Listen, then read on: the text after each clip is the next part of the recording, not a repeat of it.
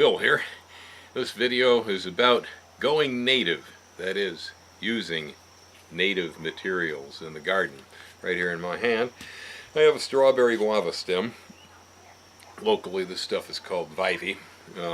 This plant infests hundreds of thousands of acres. Just unbelievable what a weed the strawberry guava has become in Hawaii. It overruns whole forests. And so there's a controversy around here about attempting to eradicate it and so on and so forth. In the meantime, until we come to a conclusion on what to do with this plant, utilizing it for structures and things, furniture and whatnot, has become a popular way. Over here behind me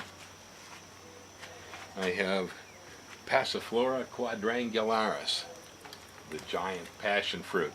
It had run amok through my bananas and had gotten all over the place, was really becoming messy, and it climbed up in the chirimoya tree behind and so on. And so I decided it was time to exercise some control on this. So what I did was I went out and I harvested some guava branches and I wove them together into this trellis. Now, when I lived in California, we had access to redwood staking and a whole bunch of different recycled materials. It was easy for me to find. I am not finding it quite as easy here on the islands to come up with as much abundant trash as we get in California. Things tend to be used more here in Hawaii. But there's a lot of this guava around, and so as an alternative to bamboo, since I do not happen to have any bamboo growing because I haven't found the variety that appeals to me yet. I'm still searching for the right bamboo. But in the meantime, using this weed species to be able to create structures, you'll notice here that I've done the same loop technique with this passion vine as I've used for blackberries in the past.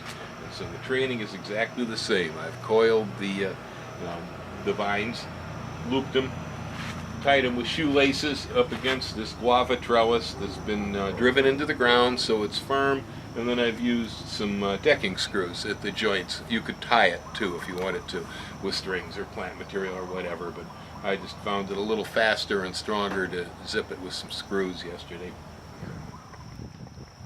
Recently I put in some baby cucumbers. These are the Japanese long burpless type, and they're going to require support, otherwise the cucumbers will be deformed. So I have to get them up off the ground.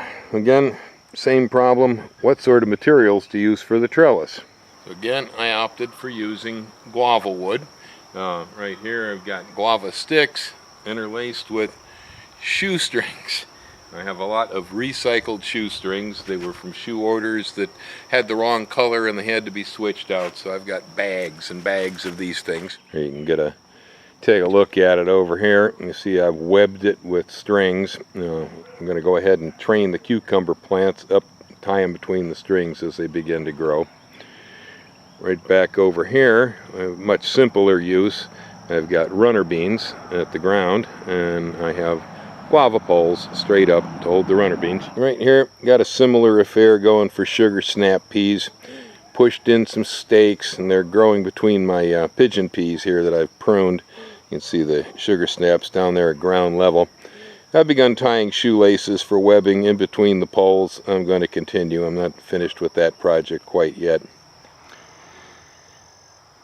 So, for those of you who aren't familiar with how big of a mess this strawberry guava can make here on the island, this is the fence row. The guava's on the neighbor's side here at the back of my property, but it grows so thick that the stems are like bamboo. I mean, they just one on another on another on another. When this stuff gets going over acres, you cannot even walk between it. It's just ridiculous. It excludes us from the landscape. It overruns native species. And so it's just a great thing to cut down and use for sticks in the garden, I'm telling you. Going native with native materials. Happy gardening. See you later.